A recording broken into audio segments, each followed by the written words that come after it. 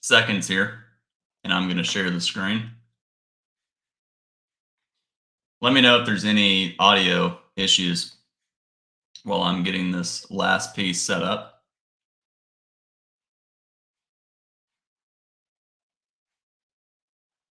Let's see here.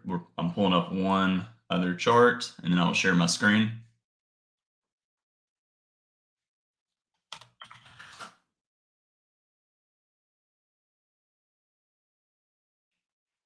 There we go.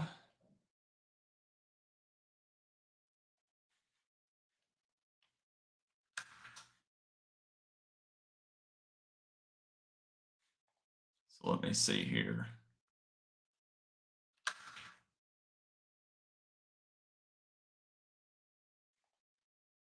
Very last thing I'm checking, and I will share the screen. Okay.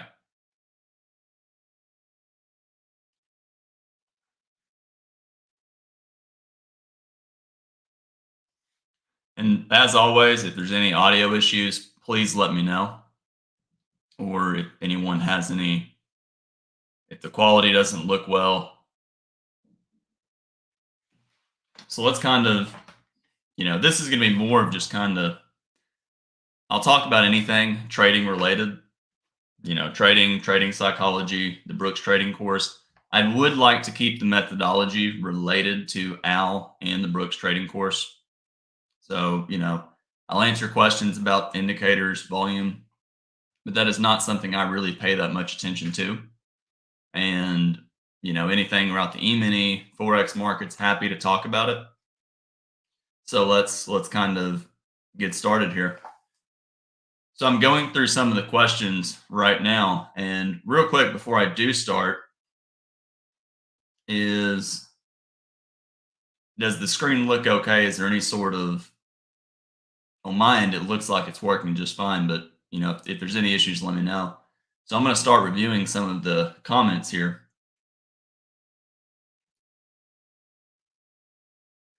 Could I talk more about breakout point test, pullbacks / gaps forming different channels and trading ranges? Yeah, let's talk about let's talk about a few things. So one of the most important things with trading is, in two parts. So the first thing I would think is, the one thing I fully believe is, you've heard Al say this, you have to think like an institution. And because of that,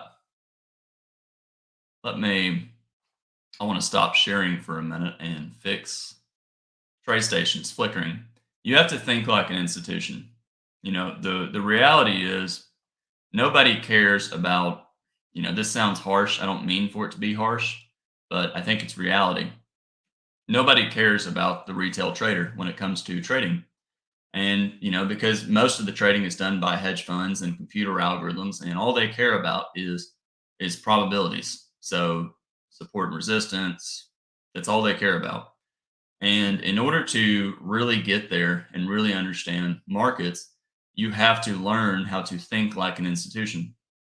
What that means is you have to learn to remove all the emotional things aside, such as you don't have enough money to trade, or I'm going to trade this one way, even though I know I probably shouldn't. I'm going to risk.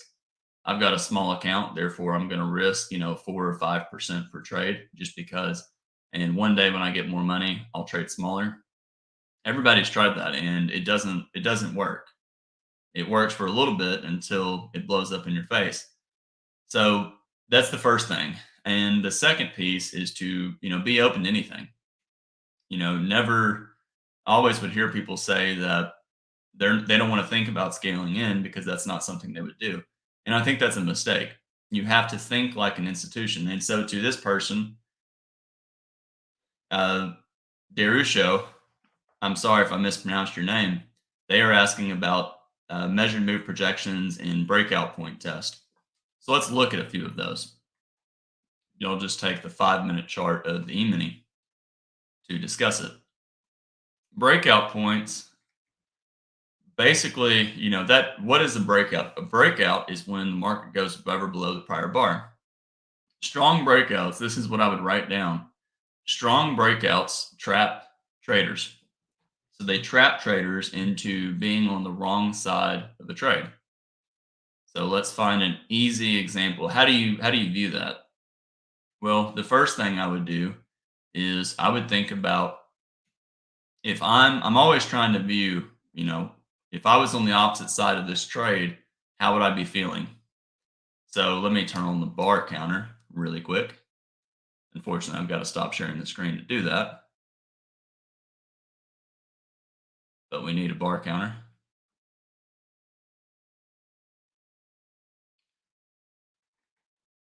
For some reason on this computer, the bar counter seems to disappear at times. I'll never fully understand why. Okay. So the first thing I'm always thinking about is, you know, is one side going to get trapped? So if I look at 18, and let's say I sold the 18 high, and then on 19, we get a big bull bar. And if I think about that, if I sold the 18 high and sold more higher, could I avoid a loss? So if I sold the 18 high and scaled in, you can see what happened on 20. It never let me out of the trade. And if I'm short and I scale in more and more, I'm taking a lot of pain, and then the market just kind of goes sideways into the close. So breakout points typically mean, when a breakout points gets retested, it typically means that the other side made money. That's really the most simple definition. So, let's find an easy example. Here's a good one. So you see the high of 61. The market went above 61 during 62. 62 is a strong bull bar. So this bar, 61, is a breakout point.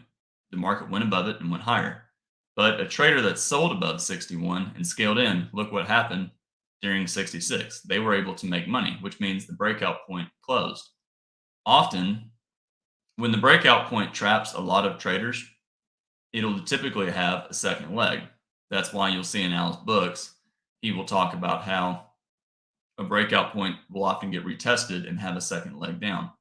So, where is an example of that? Here's one. Let's take the 52 low. The 52 low or the 58 low. Some traders would be willing to just buy in this area. They buy the 58 low.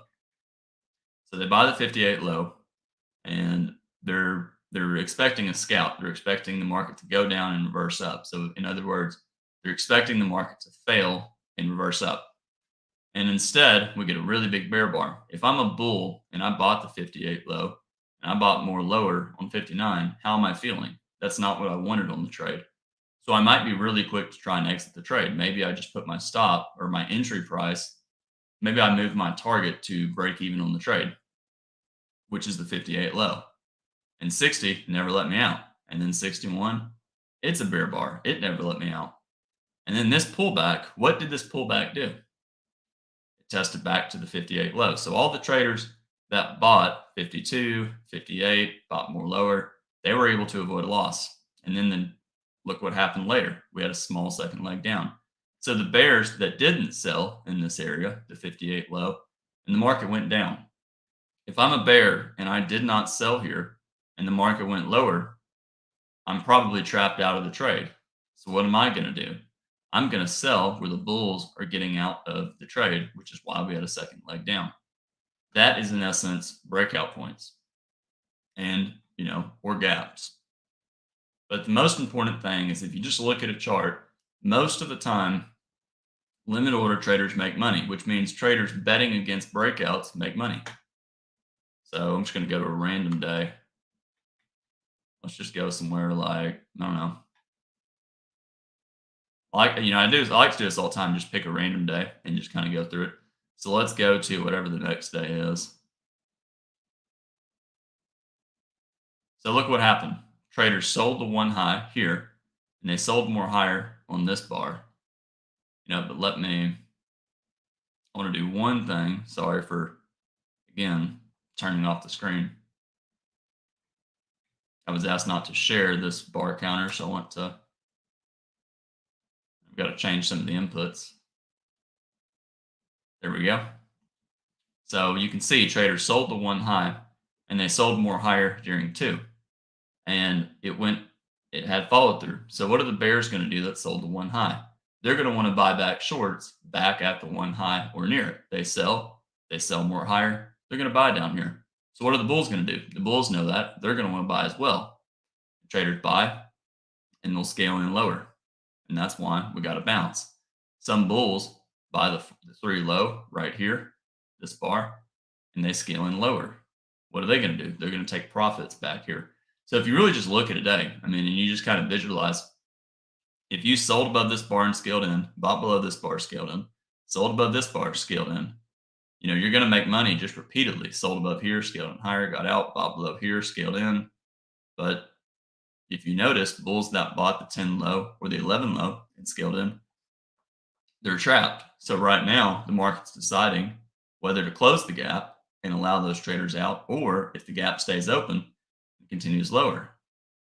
And you can see in this case, traders that bought anywhere in here, or the 8 low, or the 1 low, anywhere, they got trapped and it led to lower prices.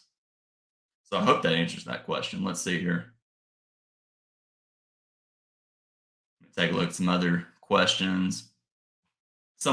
Rodrigo asked, hi Brad, it seems that the price is always hitting some kind of support or resistance. Any tips on how to deal with these situations when you're wondering if the breakout's going to succeed or fail?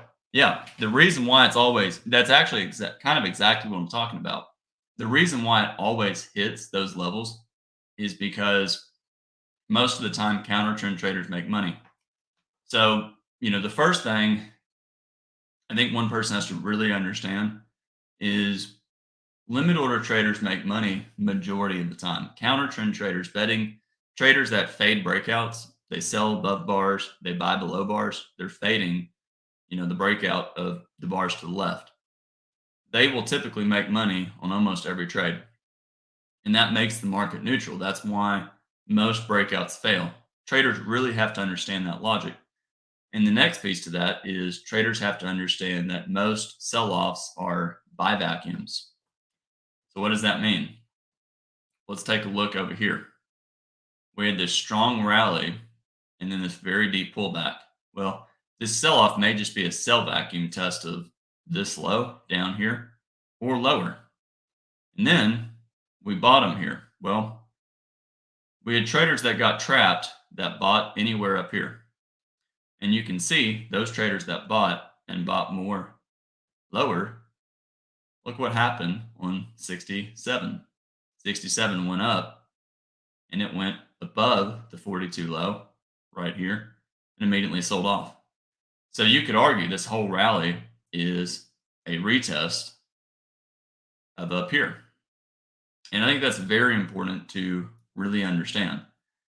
And the way you understand if a breakout's going to succeed or fail is to really understand how those limit order traders, what they're going to do. In other words, if you're short and you don't exit shorts here, or if you just sold the 53 high, what are you going to do 2 bars later, 54, 55? Are you willing to sell more on 55? So, people ask us all the time, how do you know when to enter a breakout? How do you know when to, buy if the market's going up? The way you think about that is you have to understand, what would you do as a bear? If you're a bear, are you panicking? If you're panicking, that means you need to enter the direction of the panic. And by panic, I mean, bailing out of a trade. Obviously, computers are not panicking. I'm sure you could argue there's emotions to trading. I kind of, fall in Al's camp with, fear and greed. It's kind of just, it's fun to talk about. It's fun to explain things like that, but it does not really belong in the true trading world. Computers don't feel panic and greed. They just, they just read momentum. But the point is, when you look at a bar and you say, 55, 56, that's a big bull bar and follow through. There's no way I'm going to sell. Well, if there's no way I'm going to sell, that means I have to be long, or I certainly can't be short. So if I cannot be short in this instance, it means traders are buying. So that's why I really kind of preach always in swing trading. Really, one really has to understand, if traders are, if you had to be long or short, what would you do in here? strong enough sell off to bet on a second leg. It's going lower. Here, if you had to be long or short, what would you be? It's long, therefore only look to buy. And down here, if you had to be long or short, what would you be? Well, kind of looks like a leg in a trading range, but the bulls are not making money above bars. So how do you? And that brings up another good point. How do you decide if the market's always in long or always in short? The first way is, how easy is it for traders to make money? So that's probably the single, biggest, probably the most important concept to think about is, this is what I would for sure write down as maybe bullet point number one. Can can both sides make money relatively easy? How easy is it for both sides to make money? Can one side make more money than the other side? So when I look at these bars right here, yeah, are bears making money selling this bar? No. Are they making money selling this bull bar here? No. Are they making money selling here? No. But then you see 43, 44, 45, and you think, uh-oh, any bear that sold anywhere in here made money. Now, what about the bulls? Can the bulls make money? It looks like the bulls are beginning to get trapped, so the market is selling off. And, kind of a subcategory to that is, the market is not, you're not going to get a situation, if you think about it, if it's impossible, and I say this lightly, if it's impossible for one side to make money, in other words, it's kind of like right here, sell, it's really hard to sell and make money. I mean, it's virtually, there's almost no way to make money selling right here. And I get it. You could sell and hold short, scale in, make money over here. I get that. But at this moment, it's really, really difficult to make money selling. It is not going to last that long because it's very rare for the market to not allow one side to make money, entirely. And it doesn't last that long. But the reason why price is always hitting some kind of support or resistance is because it goes back to Al's 40-60 rule. If you go to his third book, towards the back, there's those guidelines, like 70 guidelines or maybe 50. They're not rules, but they're just guidelines for traders.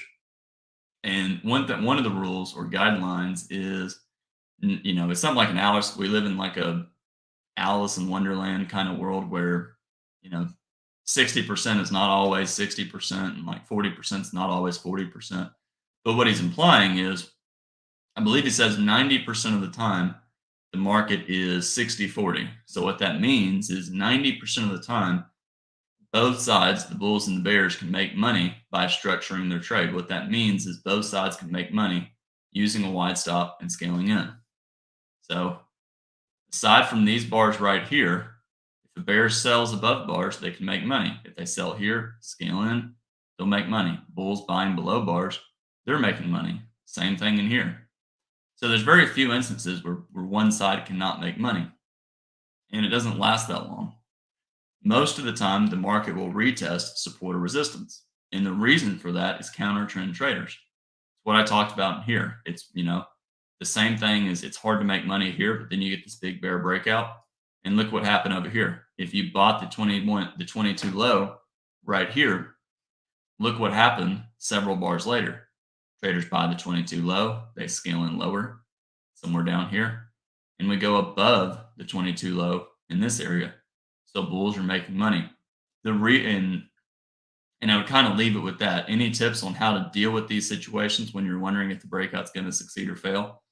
Yeah, the first thing is, you're not going to like the answer, but I think it's kind of the truth, is I think you have to be on the wrong side of the trade enough to understand it. So what am I talking about? Take a look at 55 and 56.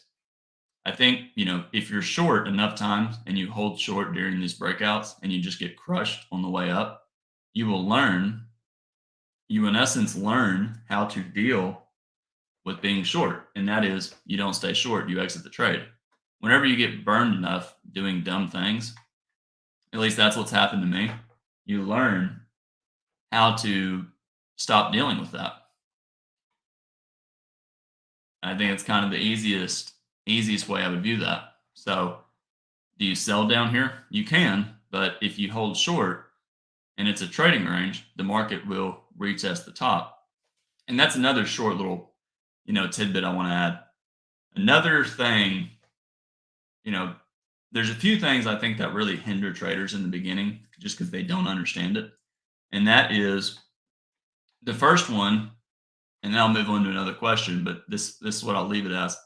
The first piece is traders fail to remember that that the trader's equation is always changing. Probability changes with every tick. So let's just keep it simple and just say every bar that forms and closes, the probability will change.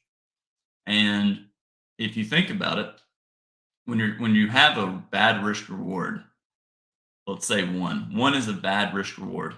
A good risk reward is two or higher. What that means is you need ideally bad risk reward means your risk and your reward are the same. If you're risking $100 to make $100, that is a bad risk reward. If you're risking $100 to make $300, that's a good risk reward. Common logic would tell you that a good risk reward, risking $100 to make $300, means your probability or your probability is going to be low. And if you're risking $100 to make $100, you need to have high probability or else you're going to lose. It's kind of like, you would never go to a casino and play heads or tails with a coin if you had to pay, if you had to pay, you know, $50, but you only win $49 on the times you win. You would never do that because you know the odds you would lose. So why am I explaining that? I'm explaining it because the situation's like this. Whenever traders see a situation like this right here, big bar and a follow through, they immediately have the right idea. And the right idea is 9 and 10 are strong enough for a second leg, therefore I should sell. And that is definitely the right thing to think. But there's a problem with that. And the problem is that the bears probably will get a second leg, but if the market starts to stall at any point, this probability of getting a measured move down can quickly diminish. And if it quickly diminishes, then you have a losing trade. So if I sell the close of 10 and put my stop above 9, I have a large risk and, a bad risk reward. Let's say I'm risking $100 up to here for a chance to make $100 down here. So let's draw that. My stop's here, my target's here. Say my target's down here. There's probably, I don't think there's actually a 60% chance at this second, but we can play along and argue that there is. But if the next bar pauses or hesitates, then that probability can quickly, go away. We have a bear bar on 11. That's good. Odds are we're going to go down to here. Okay.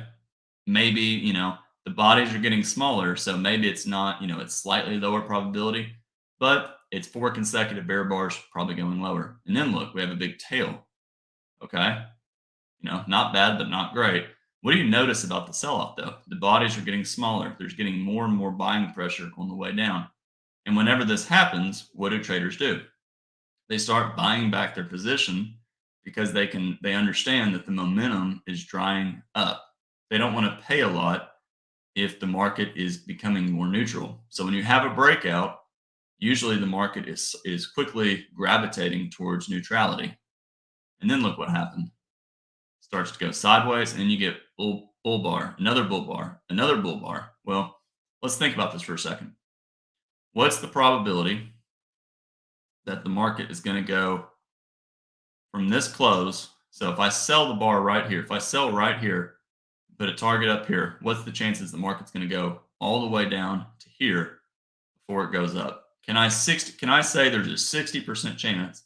In other words, I'm totally confident that we're going to test this low before we go up to here. No. Maybe it's 55% chance we go down. Maybe it's closer to 50-50. But for me to have a 1-to-1 risk reward, for me to risk $100 to make $100, I need to be at a minimum 60% confident that it's going to go my way. The second I am not 60% confident or more that the market's going to go my way, my premise is no longer valid. I have to exit the trade. And that is why this happens. So If I'm on the sidelines, and that's why it's really important to understand that. If I'm on the sidelines and I'm not short, if I understand that correctly, then I might buy this close, use a stop somewhere down here, betting that the market raises up. So, too many traders, they take a good trade, they sell the close in 10, and they cannot get out of the trade. So, they sell when the market is 60%. But what they fail to realize is the probability diminishes while they're in the trade and it no longer remains 60%. And then they get stopped out, somewhere up here. Bulls, same thing. This goes back to our friend Darush Sammy, SAM, I believe that's an I, that asked about gaps. A lot of traders, when they buy the 8 low and they see 9 and 10, some of them just exit the trade, others stay long and wait for the market to start to stall and then buy more. You don't know if the market's going to be a trading range, it's going to get back to the 8 low. 9 and 10, big bear bar, follow through bar. We don't know. This might be a trend from the open and just go all the way down. We don't know if it's going to get back to the 8 low. But when the market starts to stall and go sideways, everybody becomes fairly confident that the bulls that bought here, the bulls that bought this close, even the bulls that bought the high tick and bought more lower are going to make money. Same thing over here. Big bull bar, I'm going to buy it. I'm going to buy this bar, put my stop all the way down here. I instantly know that my risk reward is just terrible. I'm buying here, my stop's somewhere down here, my target is somewhere up here. I have bad risk reward. I have a 1-to-1 risk reward. And that's what I really recommend everybody think about is think about the probabilities when the market is 1-to-1. And 1-to-1 at 60% is really not that good. And in a minute, if I forget, please mention in the comments. I want to bring up an Excel spreadsheet and really explain probabilities from a numbers standpoint because that is what really messes people up is they don't understand the probabilities and how fast it goes away. So it's reasonable to buy up here.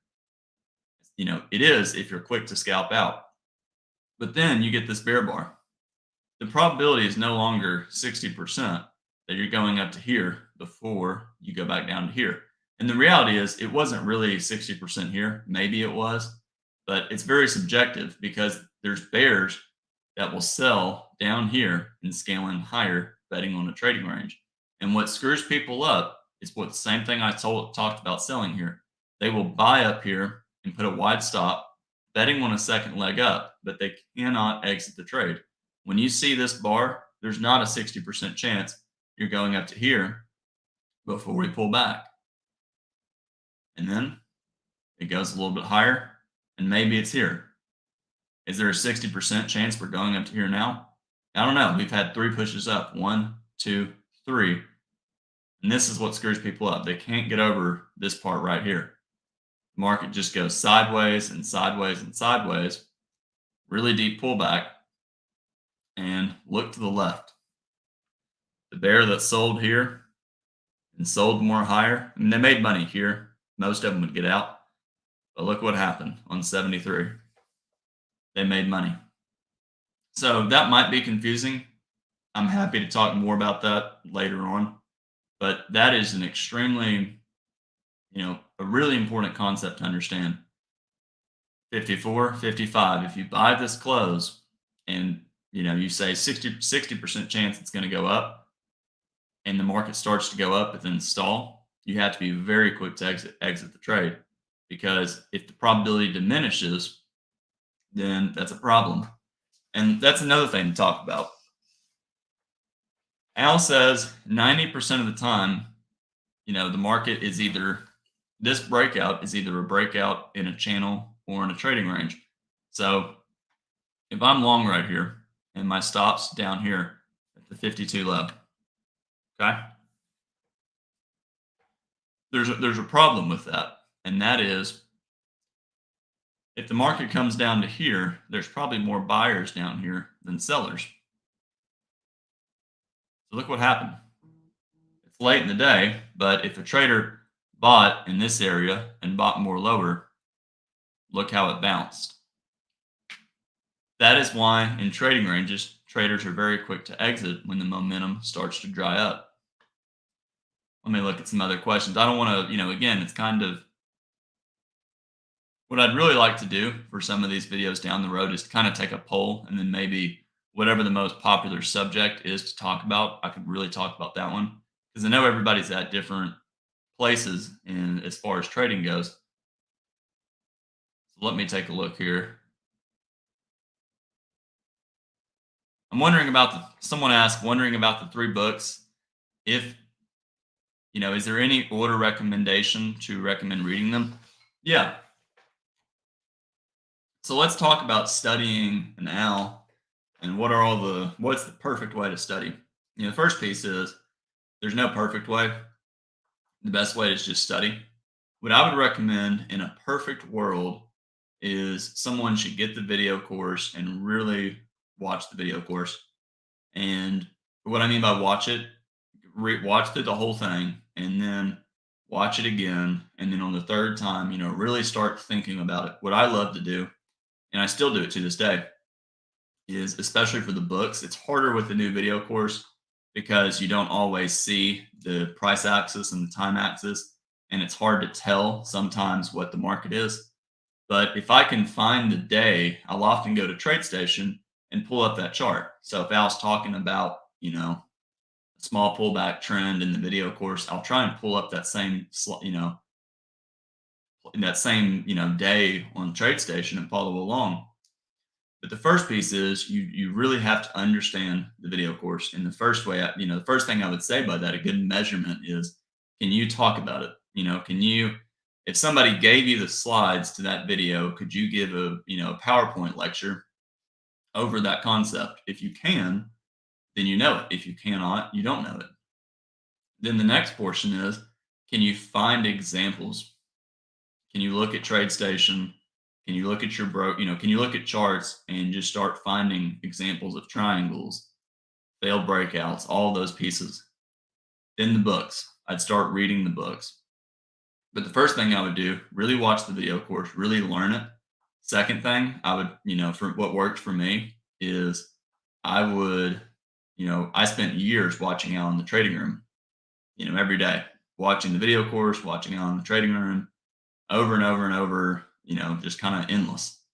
So obviously, for me, I would get like a year's worth of Al's recordings and from the trading room and just really dive into them. And that's partially why I started making videos on YouTube was, for one, I wanted to try to practice thinking like Al. But the first piece is you got to really understand the video course. And you're not going to accomplish that with one time through, two times through. It's just, endlessly watching it. But eventually, the more you watch it, the more kind of aha moments you have. So that's really what I would do.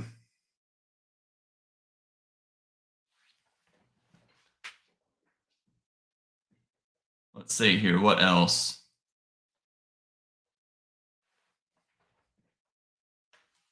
Chris James asked if 90% of the bars you can go long or short and make money. Is there anyone doing both at the same time? Yeah, it varies. I mean, obviously, you could argue that with option writers. So if you have option firms who are trying to think about it, if they're selling puts, let's say, so they're, if you're selling a put, you're basically collecting a premium by writing a put. And obviously, if the market stays sideways or goes up, you'll make money on the premium that you wrote. But if the market goes down and you sold a put, you're going to be in hot water because that, obviously that option contract's going to expire in the money. You're going to have to, sell the stock really low, buy it really high. So what firms will do is they'll short the market. As the market's going down, their options losing money, they'll go short the E-mini and kind of neutralize the loss. But I wouldn't view it like that. Chris, I'd really think of it really simple. There's always going to be traders there's going to be some traders buying as the momentum's going up, taking profits. There's going to be other traders buying pullbacks. For hedge funds, if I was a hedge fund, I'd probably have several different trading strategies going on at the same time. Some would be buying purely based on momentum. Others would be buying, pullbacks. So, the easiest way to think about it, there's going to be people buying and selling for every conceivable reason you can think of. But I would keep it as simple as 90% of the time, the market is in a trade. I say that 90% of the time, both sides can make money, which means the market's either in a channel or a trading range. 10% of the time, the market's truly in a really, really strong breakout. Kind of like that, kind of like here, maybe, but that's more like really like a channel. Like here, strong breakout going lower.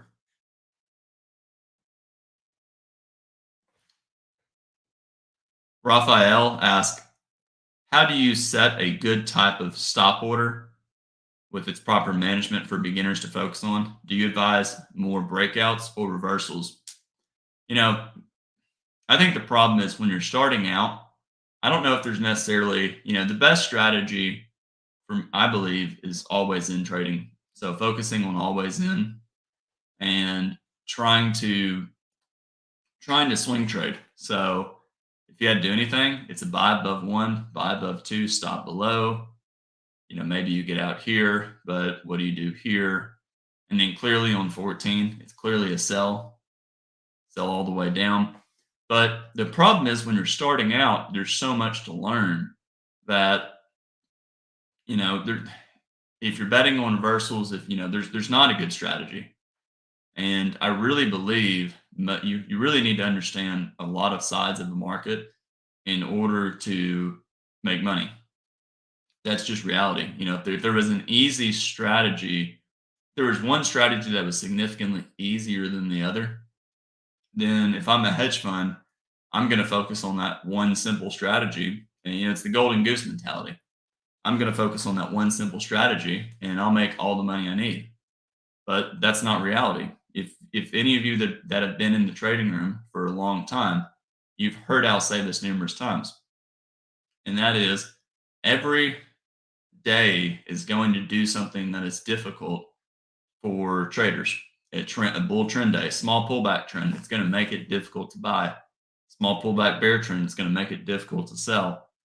A parabolic wedge or an opening reversal, the market's rallying on the way up, and then you get the sharp reversal. It's hard to sell up here, and then you get this sharp sell-off. It's hard to sell because you're thinking, well, wait, this should get a second leg up. And then, what are you doing here? It's confusing. So the market's always going to try and do something to get you to do the wrong thing. Another thing to write down, what is the goal of a market? If you think about a market, the number one goal of a market is to bring together buyers and sellers and tighten the spread. That means the number one goal of a market is a trading range.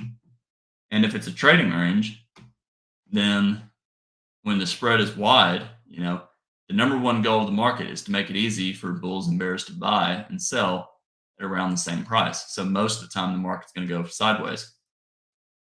So for me, I would focus more on breakouts. If I had to pick one or the other, breakouts versus reversals, as a beginner, I would focus on breakouts. Try to find a situation where the market's clearly always in a direction and buy. There's another thing with that. I would really focus on trading super, super small. So how do we do that? Well, I really, really like Forex markets. And if you can trade, the SPY, the SPY, I think that's a great option. But another option is Forex. You can trade 240-minute charts. I would not trade a 5-minute chart on Forex because often the range is not that big. And I think most traders, unless you can trade really heavy volume, need to target you need to make at least 15, 20 pips to lower the spread or the cost of transactions. But like right here, there's three consecutive bull bars. Is it going higher? Probably. There's 4. Okay, I'm going to buy here and put a stop all the way down here. I'm going to wait for a little bit. And the market gets a few legs up. Maybe you get out below that bar. And, kind of like here. There's a really big bear bar. Okay. I'm going to sell this close, use a wide stop. Maybe I'll sell more halfway up, and then you get a second leg down. Or here's a big bear bar. Is, this bar going to have a second leg? Probably. I'm going to sell, put my stop up here, and I'm going to risk like $5. Something where you just don't even care. It's not even relevant if you lose, and that would teach you to get in the right direction. And I think the problem with the E-minis and even the micros at time is it's hard to trade multiple positions. So at the best case, I would trade the SPY, where you can trade 1 share, 5 shares. You can scale in, you can scale out, and trade extremely small. That would be the best case scenario. Andreas asks, when swing trading, when is it a good idea to exit beyond a counter trend bar? For example, if you are long and the market moves below a bear bar, closing below its midpoint. Yeah, so that is, Andreas, the easiest way to answer that question is, when do you think the market's evolving into a trading range? This day is a wonderful example. Well, actually, yeah, well, we'll do this day. Big bull bar, and then a follow through, always in long. Yes. But the problem, let's ignore over here. That kind of screws up the context a little bit because it's 3 pushes up, 1, 2, 3, and then a bear bar.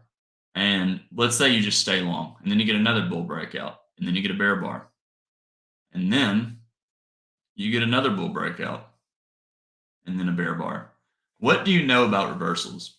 You know that the more reversals you get, the greater the risk that the market's eventually a reversal is going to succeed.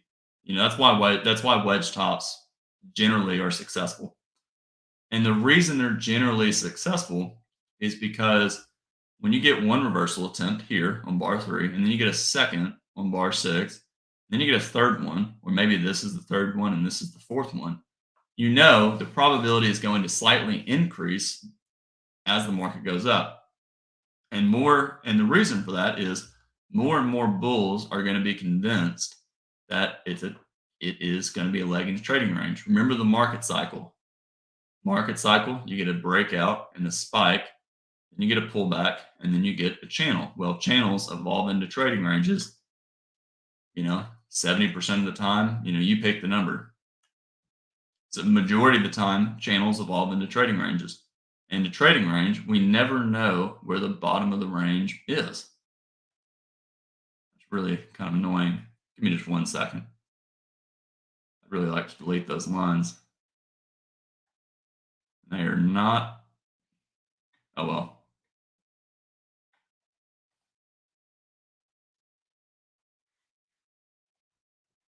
That'll do it. So, anyways, let me go back to this day right here. So what we know is, this is a channel. What we don't know is where's the bottom of the channel. Is it this low? Is it this low right here? Maybe it's the 4 low. Maybe it's the 2 low. And if you're long, remember what I talked about a minute ago? Risk reward. You're only going to have a bad risk reward if you can confidently say there's a 60% chance the market's going to have a second leg. If you cannot confidently say that, then you're going to exit. So let's take right here.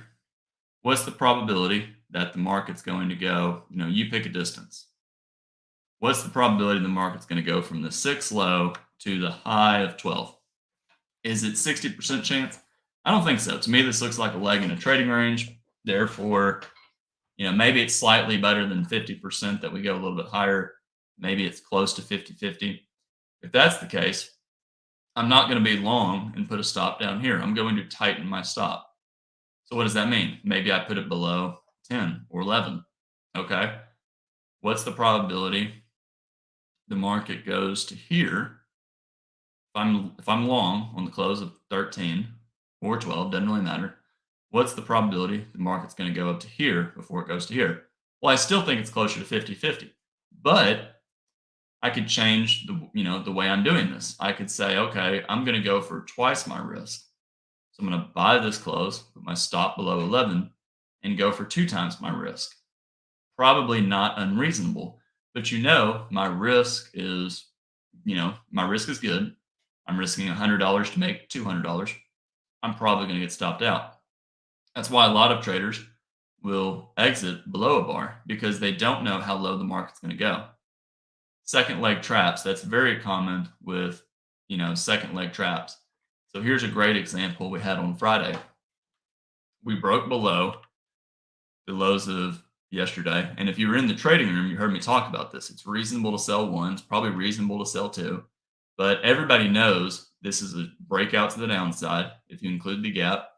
And if this starts to fail, all these traders in here are going to make money that bought and scaled in. Traders bought the 71 low and they bought more lower. And here's a bull bar. Well, probably still going a little bit lower, but if the market is in a trading range, we could easily go up to here. So for me, if I'm short, I don't know if the probability is 60% that we're going down to here. It might be 60 or 70% chance of a small second leg, but that's a lot different than saying the market's going down to here. If that's the case, if I'm a bear and I'm short, target down here, stop up here, I really can't hold for that long because at this point, the market is no longer 60% that we're going down to here before we go up to here. Therefore, what do I do as a bear? I have to exit the trade because a bull that buys the six low, maybe they buy the six close, put their stop below six. Guess what? They've probably got at least a 40% chance, probably closer to 50-50, that the market may go up to here before it goes down to the six low. That means that a bull has they have good risk reward. They've easily got a chance at getting twice the risk on at least a 40 to 50% probability. So even if it's 45%, it's going to work out. And that leads me to want to bring up an example on probabilities. Give me just a moment, because this is another extremely important concept. Hope I've still got this on.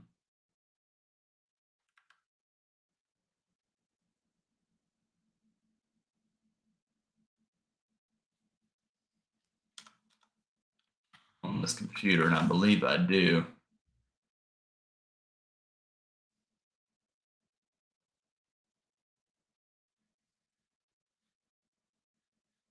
Trying to load right now. Give me just a second here.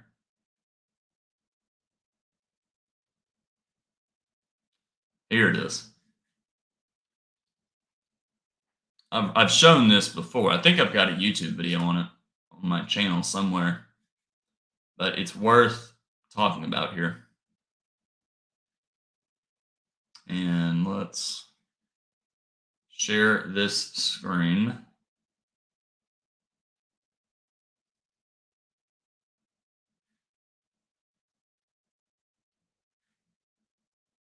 This is going to be kind of a boring lecture on math, but sometimes those are the most important things to really understand. This is a very simplified example of the trader's equation. It's extremely simplified. And basically what this means is let's kind of think about it in whole units. So I'm going to risk, where's the easiest example? I'm going to risk $1 to make $1. I'm risking 1 unit, and I'm risking 1 unit here to make a unit, and my probability is 60%. Look at the return, which is right here. And let me know if you guys can't see this.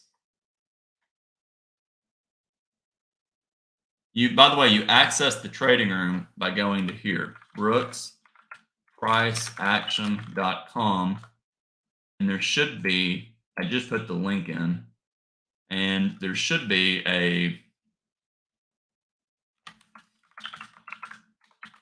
let me do this really quick.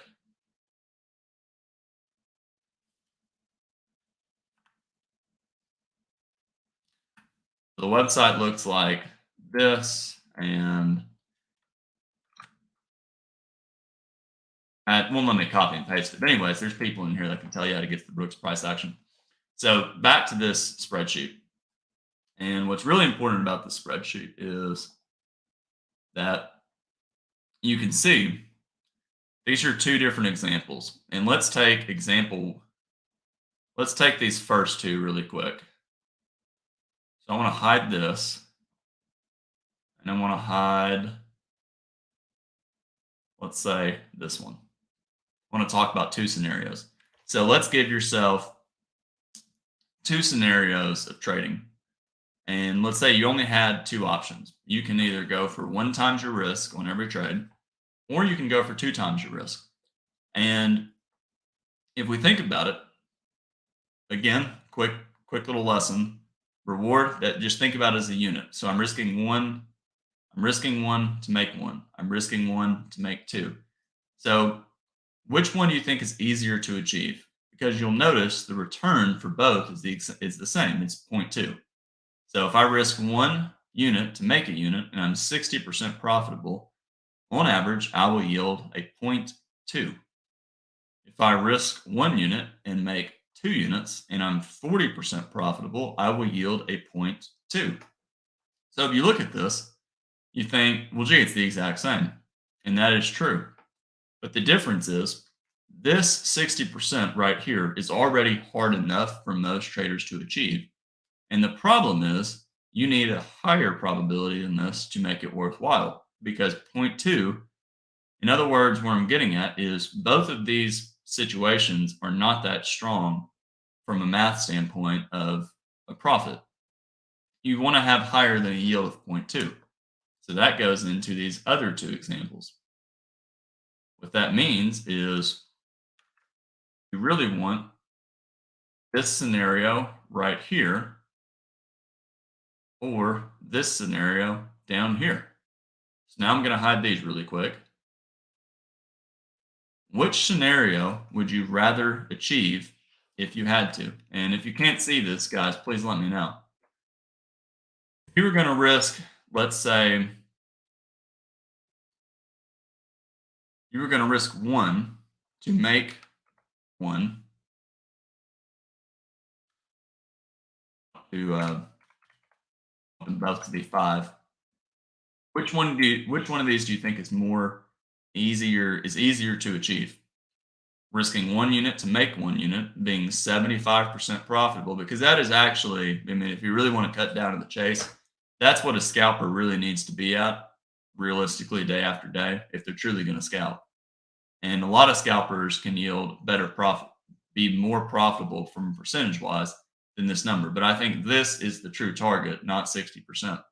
Would you rather try and achieve this to achieve 0.5 or this down here? Risking 1 unit to make 2 and being 50% profitable. The reality is, thank you, Khalid is right. This one is a lot easier to achieve than any of the other examples I've shown. So if you really want to, from a 10,000 foot overview, how do I give myself the greatest chance of becoming profitable? It's going to be focusing on this one right here. I'll do that, but I'm going to make it green because I want it to stand out.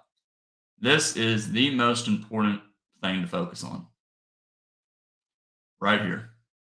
Because if we can risk 1 and make 2 at 40%, which is right here, we notice that if we're 40% profitable, we get 0.2.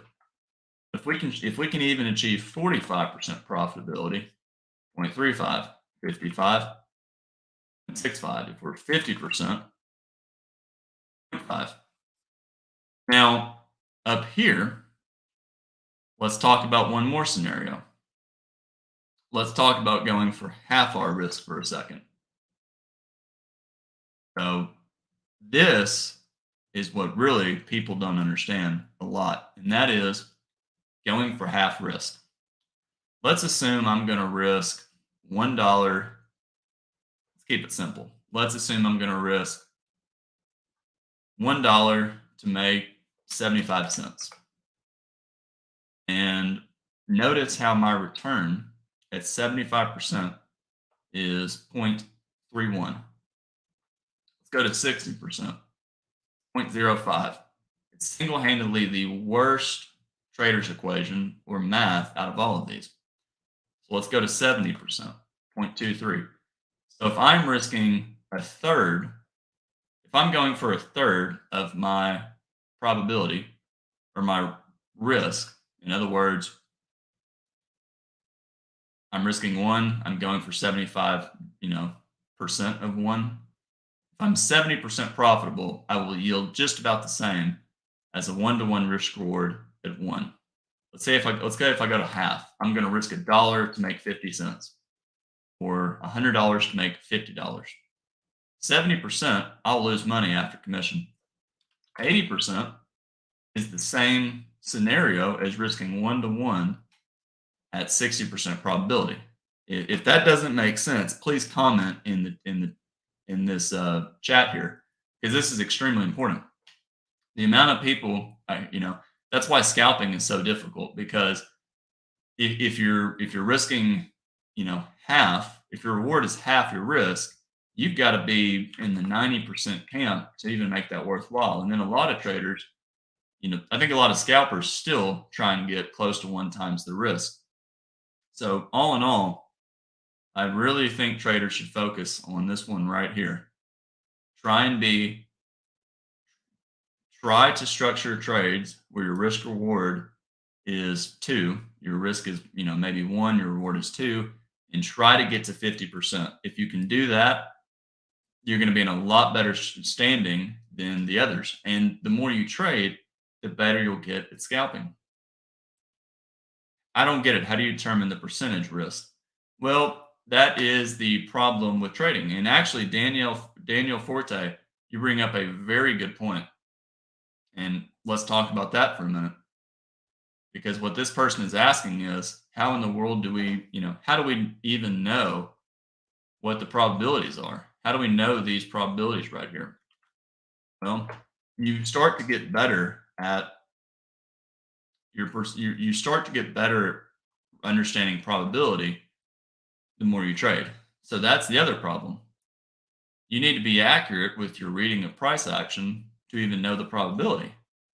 So by risking 1 and going for 2, you only have to be right above 40% to make money. So that's kind of the last thing I'll say with that. I want to go back to charts and answer other questions, but again, start with swing trading. That's why Al recommends swing trading, even though he knows that scalping will make more.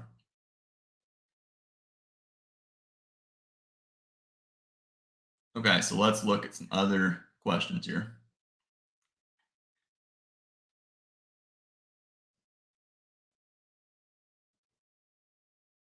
How do I use so Katie asked, how do I use a 15-minute chart and 1-hour chart during trading? I'll glance at them.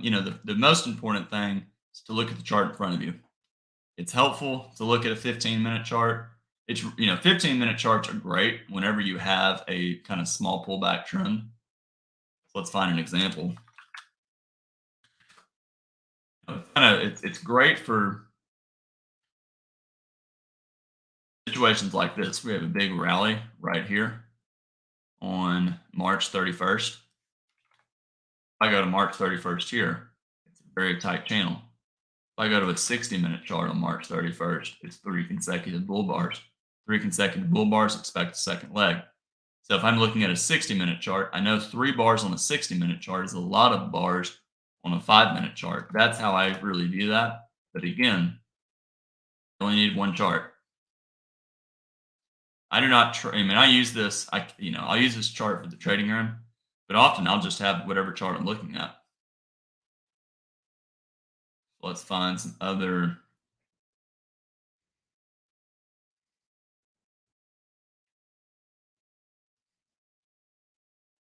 How do you deal? So, you also ask, how do you deal with losing and losing money? How do you deal with losing consecutive days or having losing streaks? Yeah, I think you get over it faster the longer you trade. Trading is it's a very interesting journey you go through because in part The first time you start trading, you're learning, you're studying, and you can't figure out what you're doing wrong. You lose, you lose, you lose, and you just can't figure it out. And it's the most frustrating thing in the world. And, the amount of times I remember really, really studying trading and just being sick to my stomach. I would have, days where I'd win 4 days in a row, 5 days in a row, feeling top of the world, and you know, go through a streak, and then the next week I'd lose for a month straight, and I'd be happy just to break even on one day, or you know, all sorts of different examples. But the real turning point, I think, for me with learning to trade and just understanding trading more, and I think it's the turning point for most people, is when you can turn a loss into, instead of feeling sick to your stomach and just really, really upset. I think a big turning point is, let's say I'm just going to make up an example. I sold here and I just held short the entire day. Or, what's something even more simple than that? Okay. I sold the 15 close, put my stop up here and it got stopped out. And, back in the day, I'd be just super, super upset, can't think about it, really mad. But then eventually it kind of turned into a turning point of saying, hey, if I really study these examples where I lose money, all of a sudden I can learn what the right thing to do is. So this is testing where bears got trapped. I shouldn't sell here.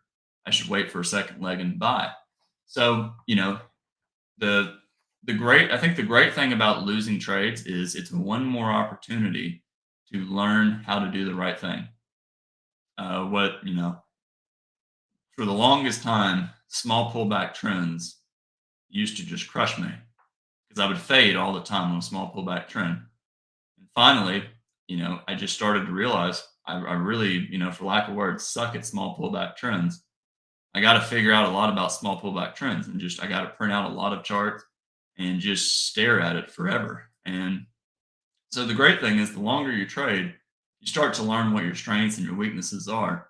But, I would never kind of view, losing is never fun, but losing is one more step in the right direction towards winning. And I hate, I don't like to be, I try to be optimistic, but, the reality is you have to learn from mistakes. But if you're going to make a mistake, if you're going to make a mistake, you might as well learn from that mistake. So for me, I think a great thing to do if someone's really determined to do it is, for one, they've got to study and get to a point where they can understand, what they're doing wrong. And then the next portion is print out, make PowerPoint slides over the trade you're losing and try and connect the dots. For me, what helped me a lot was started making a lot of PowerPoint slides and just examples of second leg traps. If I was bad at trading breakouts, find as many breakout examples as I can. Let me just see one thing here.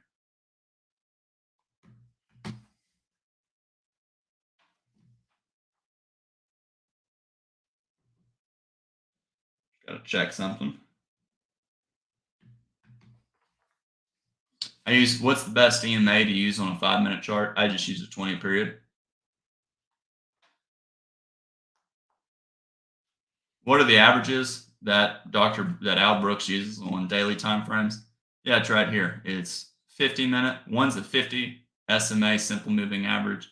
The other's 150 simple moving average. The other's let me think here. It's 50. Oh yeah, sorry.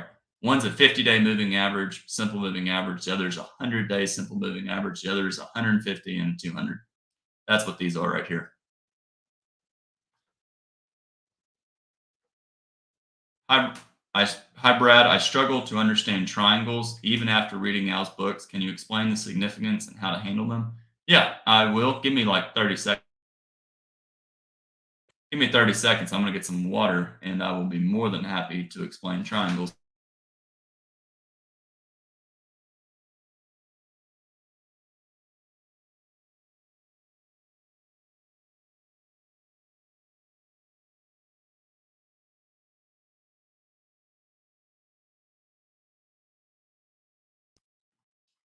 While I'm doing that, by the way, this is kind of the first ever really Q&A.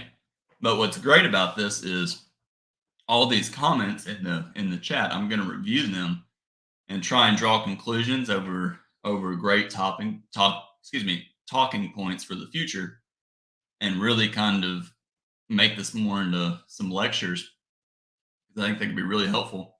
A triangle is a trading range. We all know that. And an inside bar is a triangle. So let's take 22. It's hard to see, but 22, let me just mute this real.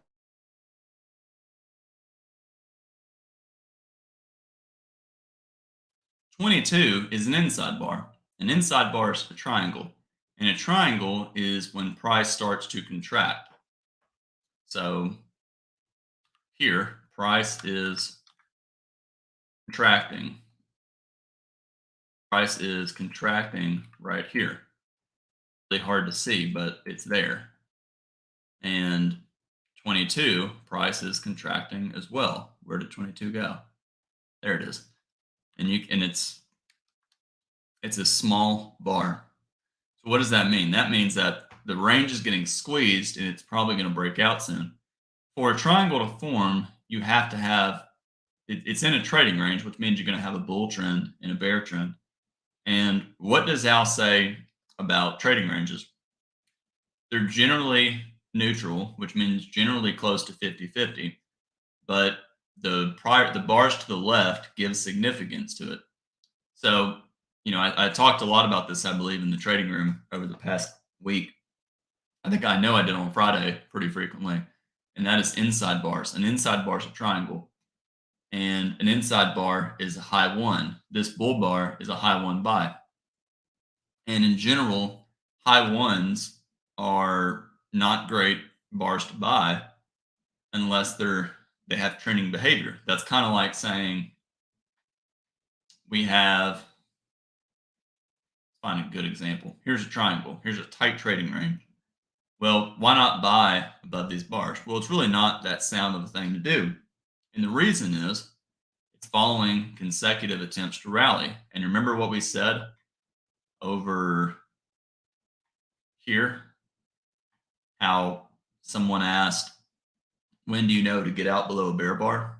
Like here, you know to get out below a bear bar when the market is starting to evolve into a trading range. And the more reversal attempts you get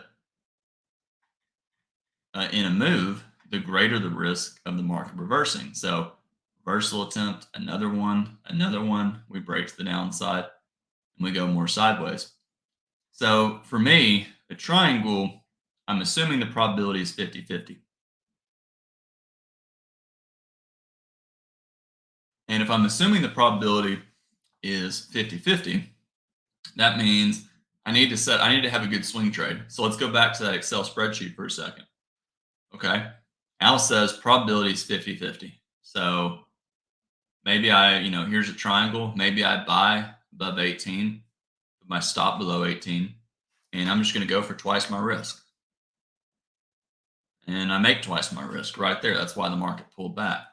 Now, obviously, the better the more one understands about trading, they start to realize that, hey, this is a strong breakout. If the bulls, I know we're going to test this close, but if the bulls are lucky, maybe we get a leg one, pull back, leg two up to here. So I'm going to take part off and swing the balance. That's another reason why I think trading something like the SPY or Forex is a really great thing, because you can buy, take half off at twice your risk, and trail the balance. Let me just do one thing real quick.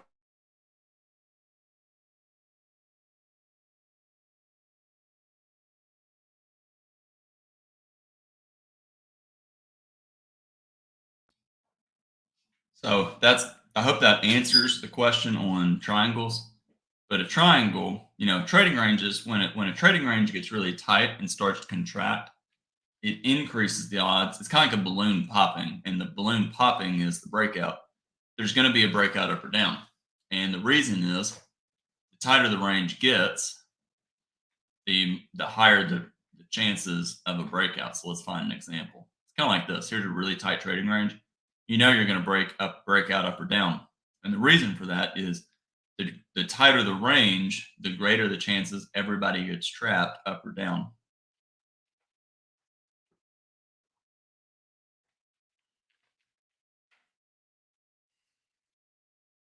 Someone asked how long have I been trading or studying now? I started studying now. I think this will be year number 10. I believe it was 2013. You know, I think that's when I really started getting involved in his trading room and really started, reading his books. So it's been about 10 years. But what's interesting, what's hard about trading is that it's kind of a, maybe I can kind of show it like this. I wonder if I can. Perfect. The problem with trading, the good and the bad, is trading's a lot like this, where you get, so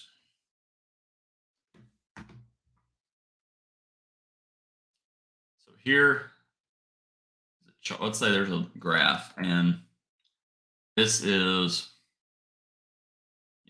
like right here, learning or knowledge, and down here is time. So this is how much you know, and this is how long you've been trading. And a lot of it's kind of like, let me do it like this. Never really drawn like this, but it seems easier for now. It's kind of like this. It's very flat for like years. And then all of a sudden your understanding starts to kind of go like this. And then the more you understand, it kind of just goes kind of in a parabolic way. But the frustrating part is all of this time in here, you're just trying to learn. And I don't know why it's like a rainbow color, but this part takes for, almost forever. And you're learning, but you're still screwing up. You're learning and you're still screwing up. But then, you keep watching the video course, watching the video course, watching the video course. And then you get this, this big aha moment in here that connects all the other pieces, and you start to learn faster and faster. And I've noticed that for myself even, where, you know, the rate of learning just becomes so much faster. You start to really learn how scalpers are making money, who's getting trapped on trades and all these little pieces. And it just makes it, you just learn faster. Question: how do we join the trading room for free for 2 days? Yeah, go to, I put it at the bottom, but it's brookspriceaction.com. I just made a comment on it right now. Go there, and there should be a link. And there's also, if you guys want to check out, there's a Discord page. Should be at least. There's a Discord on the Brooks Trading Room, Brooks Trading course. That's popular as well. But I'll just share the link here. Is there a good way to determine a bull or bear flag versus reversal? Yeah, and that kind of goes back to triangles and what I was talking about in here. Where's this day? Here it is. The more reversal attempts you get in a move, the greater the pullback. So, here's one thing I would talk about. Maybe this is a good little talking point. I'm pulling up a whiteboard. And I don't have a way to draw on this computer that well. So I got to use the mouse, which is not ideal. But this is kind of worth showing. And please keep asking questions here, because the questions will save and they will allow me to review these questions, because I really would like to start giving more structured lectures on everything that tie into the video course. So let's do it like this. I'm trying to think of the best way. We know, here's a breakout. So we get a breakout. And often you get a pullback in a second leg that's symmetrical. We know that's pretty common. The other, so that's, this is leg one, leg two. And then you often get some sort of two-legged pullback that reverses, forms a trading range. Another example is where you get a never really you there we go. Another example is you often get a wedge. You get a push up that's strong enough for a second leg, and then the second leg is strong enough for a third leg. Huh. I used to have a Surface Pro, and I used to love drawing on that thing. But that was a lot easier. So you get like a leg one, leg two, and wow, this is really hard to draw with the mouse. And then leg three. And if you think about it, why don't we get how come we don't get a leg four and leg five and then leg six and seven? Why doesn't it keep doing this? Sometimes it will, but the reality is most of the time the market will reverse after three legs. And the reason is this is a reversal attempt. This is a reversal attempt. So is here. So is here. So is here. And so is here. And often, after you get three legs, you get leg one, leg two, leg three, you often get a two-legged pullback. So one, two, three, and then you get, leg one to the downside and two, and then the market forms a trading range in here. And then it becomes breakout mode. So let me go back to a chart and think through that. Leg one, leg two, maybe leg three. So maybe three pushes down right here. Then you get two legs up, and then the market starts to go sideways. And then you get another leg down. And you could argue that maybe this is one large leg, pullback, and second leg. But anyways, I look at flags from the standpoint of leg counting. Here's a leg up. Here's a second leg, third leg.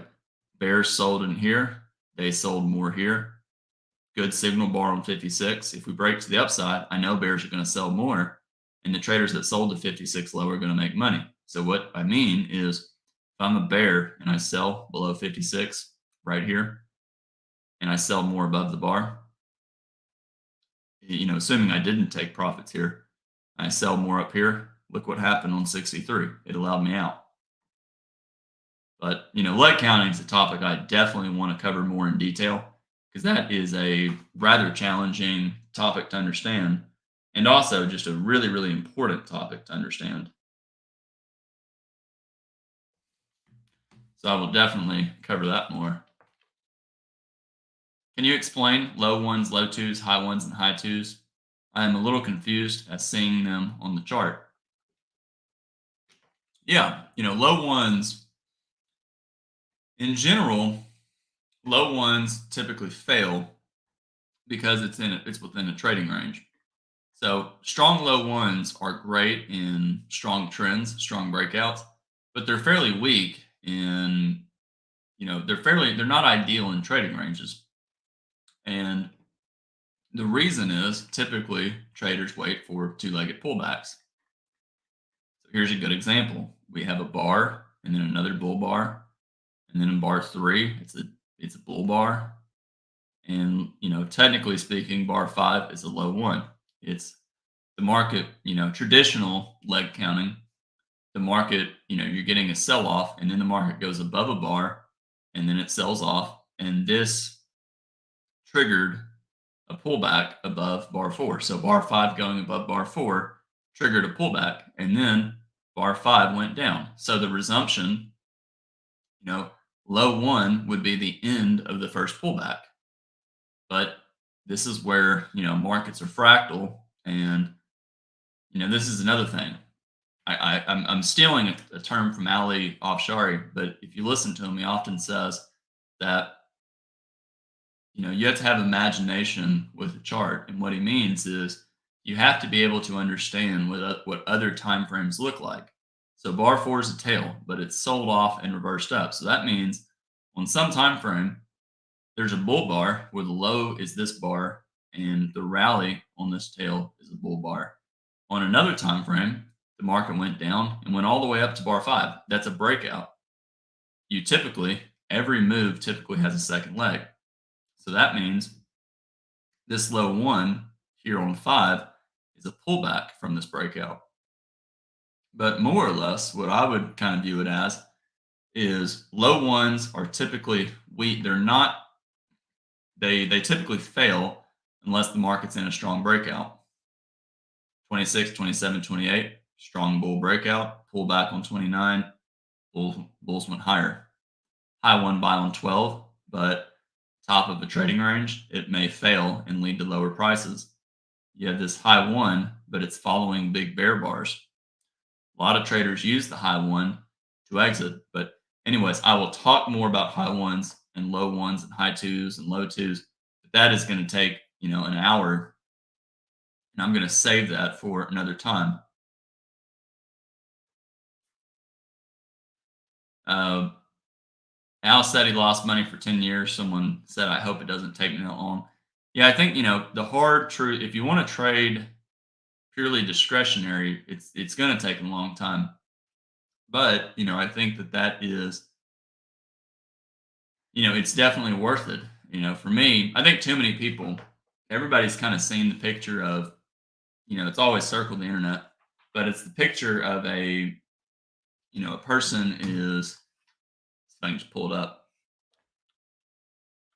mining for gold, and, you know, they're chipping away at rock, at, sheet rock, whatever you want to call it, and there's diamonds on the other side, but they finally, they keep doing it for years and years and years, and they finally give up when there's just this little layer of, this little inch layer of sheetrock left, where they had finally figured it out.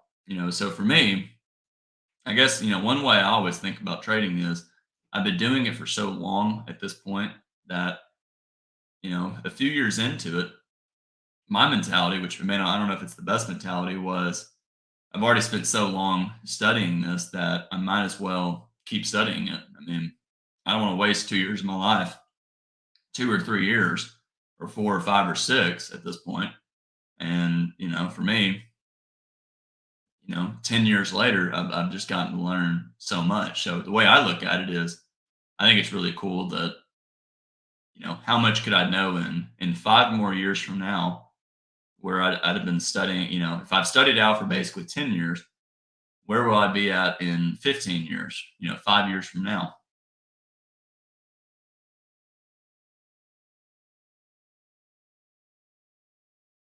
Question. So Regina asked, question, I thought I knew what a high one and high two was and a low one and low two was, but on April the 6th, pull up our handy dandy. April the 6th, end of day, you called something a high one, and I was like, huh. I don't know, this may be elementary, but can you quickly do a high one and low one example? Well, and unfortunately, I don't know. Maybe I was talking about this bar right here, which is, oh, well, I guess April the 6th was Thursday. I don't even think about that. Maybe it's right here. An inside bar is a pullback, which is also a high one. But again, I'll do a much bigger review of high ones and low ones down the road.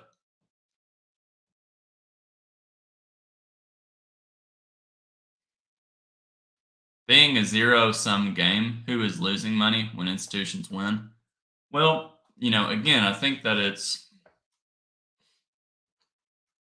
there's many ways to view that. I know Al argues, and there's definitely logic to it. He argues that, you know, the pie is always growing. The economy's been growing for so many years.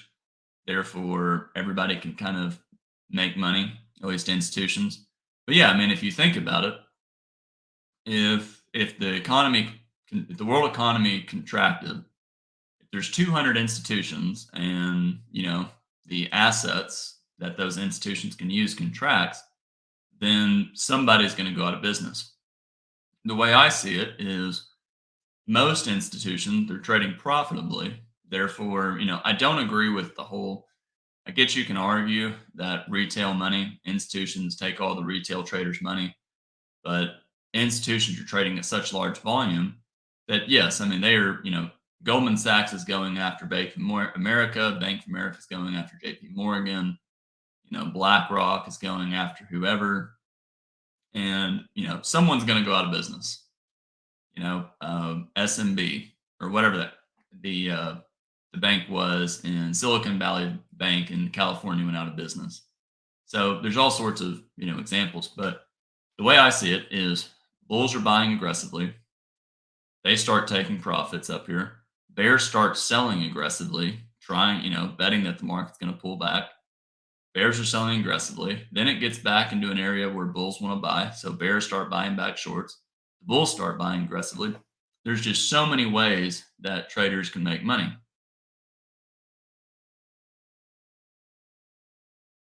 Uh, by the way, one reason it's taken me so forever to figure all this stuff out. I was, if you really want to know, I was 19 when I started studying now, and basically in college. And when you're 19, you're very naive about life in a lot of ways. And I always believed that, I could figure this out in like 2 years or a year. And I was very wrong about that. And also, I never studied trading until Al. So for me, when I saw Al scalp in the trading room and talk about the way he did, it fascinated me. I wanted to be, I guess, like Al and trade like him. And I was eager to scalp and scale in and do all these things. And, it made me very curious. But, you know, the reason I bring that up is the more structured somebody can be with what they're looking at and the way they're trying to trade, the better off they're going to do. Someone that really focuses on always in and, trading the first leg of a breakout for the second is going to be more, they're going to be profitable faster than someone that just wants to trade with limit orders, scale in, wide stop, scalp. That's why I talked about the example of, a trader trying to have a risk reward of two. In other words, risk $100 to make $200 and try and be 50% profitable. They're going to be profitable a lot faster than a trader that is really being finesse and scalping a lot. How do you psychologically deal with mistakes when we are trading since mistakes are so punishing in trading? Mistakes are punishing in trading, yes. But mistakes offer opportunity in learning how to do the right thing.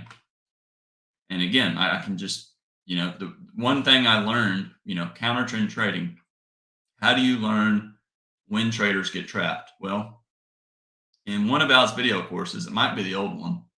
That's like the 2014 one, something like that. But there's just, Al says in one of the videos, there's a saying in poker, if you don't know who the mark is at the table, it's you. And the joke with that is if you don't know who's trapped on the trade, it's probably you that's trapped on the trade. So you learn from mistakes, if you do enough of the wrong thing, if you sell during a strong bull breakout like here, and you buy and you sell a second leg trap at the bottom of a trading range enough times and you lose, you start to learn, hey, I'm not going to sell this. It's when I look to the left, it's above these lows. This may be a trap. I'm not going to do that. I'm going to wait for more information and then I'll buy. So you start to learn from your mistakes. I think the worst thing people do is, and I've got to wrap this up in a few minutes, but I will do more of these as long as everyone likes, as long as people find this useful. Mistakes, I think the worst thing someone can do, and it's kind of a tragic, it's really, I think it's just definitely one of the worst things you can do is you make a mistake and you just decide not to learn from it. Because every mistake will teach you something. So that's kind of, I think, what really changed my psychology with making mistakes. And, the other thing I've learned is just, I've never made a mistake in trading that's just completely killed me or ruined me. So if I just keep learning from my mistakes and don't do something just so incredibly stupid that I can't recover from it, I'll be fine.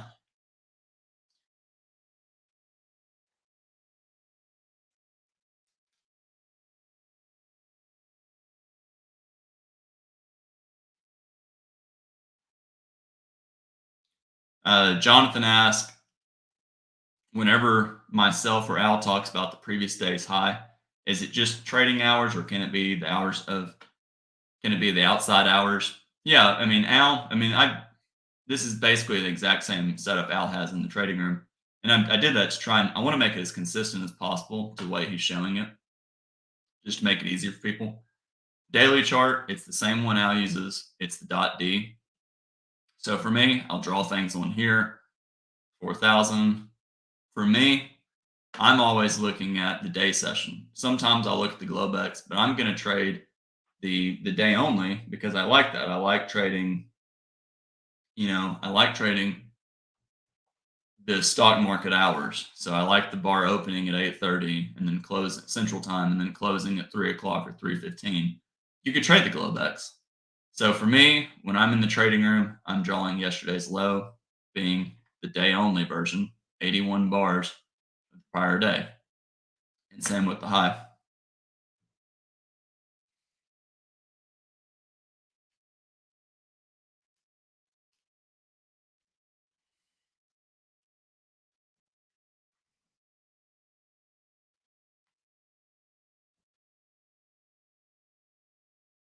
So let me look at some other comments real quick. And unfortunately, there's too many. I don't have time to review every comment, but again, I will do more of these, and these comments are going to give me ideas on maybe discussions to talk about in the future. And this will be recorded, by the way, so you can go back and listen on this. So someone asked about what I trade. For me, I'm just looking at basically the E-mini, whether that's the E-mini, the micros, or I'll often trade the SPY as well for various reasons, or Forex. Those are the main things I watch right now. But I look at a lot of charts. I'm watching crude oil. I look at a lot of daily charts. At some point, I am going to start looking more at options.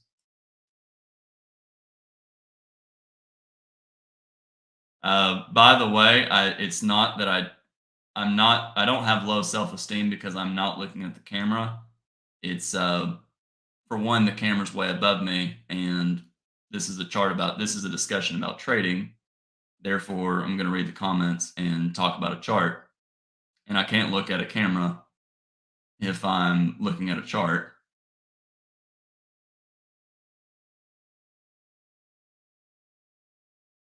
All right, let's go to actual questions that are useful here. Yeah, someone said they just finished the video course and can pretty much identify patterns by watching charts, but they're facing problems during live trading. What do you suggest? The secret to that is really time. For one, there's kind of an evolution with this may be the last question, unfortunately. The secret is time. The first thing you got to do is you got to start you got to watch the video course, you got to understand it, and then you got to really, really practice looking at charts, drawing lines. And, the last thing I'll say with this, because unfortunately I do have to go in like just a few seconds, really spend the time, keep watching the video course, eat it, breathe it, sleep it, listen to it on audio, listen to it while driving. Don't watch it and drive it, obviously. Listen to it while you're walking. Just consume every second of it. And eventually you'll get better and better at being able to look at charts. All right, everyone, I'm going to have to end this. I will do more of these videos down the road. But in the meantime, these are going to be very helpful and they will give me some, ideas as far as topics to go forth and discuss in the future. So I hope everyone has a good weekend and thank you guys for sticking around. And as always, here is the URL if you want to learn more about the course. Everyone take care, and I will talk to everybody soon.